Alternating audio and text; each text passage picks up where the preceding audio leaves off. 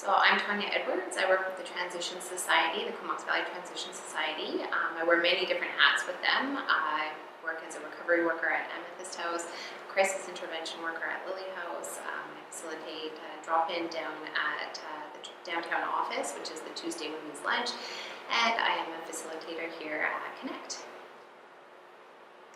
My name is Gladys Osawamick. I work with Comox Valley Transition Society.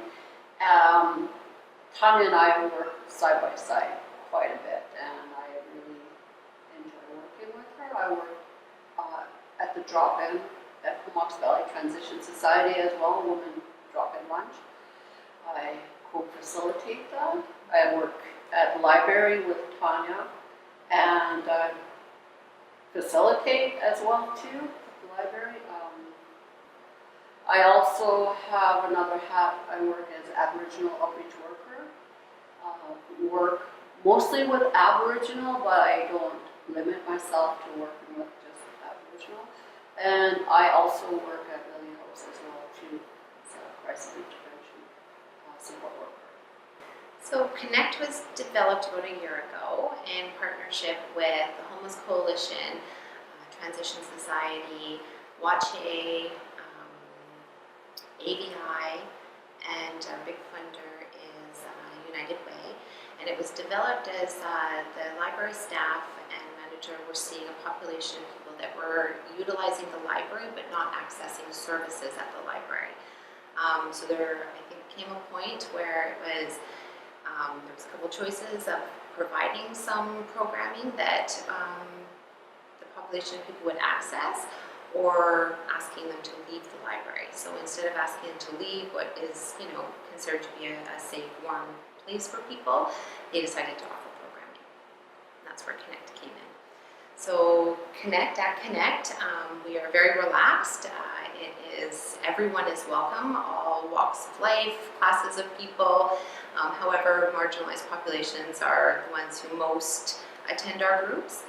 We provide snacks, coffee, tea, meaningful conversations, therapeutic coloring. We offer movies. The cultural piece that I'm bringing in is looking for healthy elders that I have connections with that can come in and do some cultural teachings for urban First Nation people. The lady's going to come in, she's going to bring some drums. So for some of our people, they have not held a drum. For some of our people, they have not did smudging.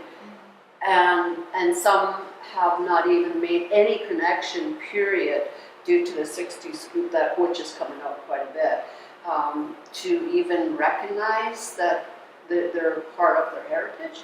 So I do my best, and with the support of Tonya as well too, as well as other women that work under Comox Valley Transition Society, we get our information together and we do our best to refer them to where they need to, so they can get support. We're at drop-in, we're doing outreach, so that looks like many different things. So we are filling out forms with people who are needing assistance in filling out forms. That can be persons with disability forms, that could be pension forms, old age security forms. We're pretty much willing to help assist people filling out anything that they're asking us of, as well as housing supports. We have 2 housing outreach workers that come. There's Stacia from Transition Society that comes, as well as Shane from the WACHE Center that comes. So they do outreach here as well and connect with people for housing. We fill out BC housing applications, many BC housing applications. We also try to find shelter in immediacy for people who don't have shelter for that night. And if we're unable to find them shelter, then we're able to give tents, tarps, sleeping bags, so that they have somewhere to sleep for the night. So I think that's an important piece, that there's a lot of outreach and a lot of connecting that happens with other services from here. I think a wonderful part of Connect is that we often connect with people who may have not ever walked into a service before to access anything for themselves. So I think there's a large group of people that come to Connect that think we're falling through the cracks because of that. So instead of people coming and finding us, we come to them. And for us, it's a way of slowly integrating people in. So we've had, successes where somebody's looked in the door and doesn't want to come in, and within a few months, it does take some time, are sitting at the table with us and having conversations. And so it's at their pace of comfort level. There's no appointments, there's no expectation. So I think that's a very comfortable piece for people.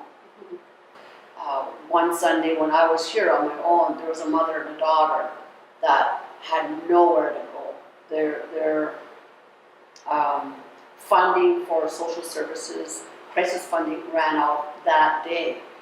And the emergency shelter was full, the women's shelter was full, and it's like, what do we do here? And can't help but take that home, and can't help but wanting to take the mother and daughter home as well too. So, it's a stressful job, but we love it, and we do our best on what we can do to support them and help them. There is changes happening in, I would say, the businesses, our neighbors in the neighborhood. In the beginning, there was no accepting of it. It was very stigmatized and very looked down upon. So that's slowly changing. It's not up from 100%. I would say it's changed maybe 30%, which I would say is it's a huge change. But we'd like to see it move up more. And I think the more we keep this program, the more the neighborhood, the businesses in our neighborhood would recognize, hey, this program is really helping individuals, right? So, yeah. And it's been, over the last year, really nice to see it grow. When the very first day we decided to just show up and say, okay, we're going to run Connect, we had 10 people show up. That was with no advertising, no knowledge that to the community that we were going to do this. So it started off with about 10 people showing up to drop in. And now we're upwards of 40, 50 people that come.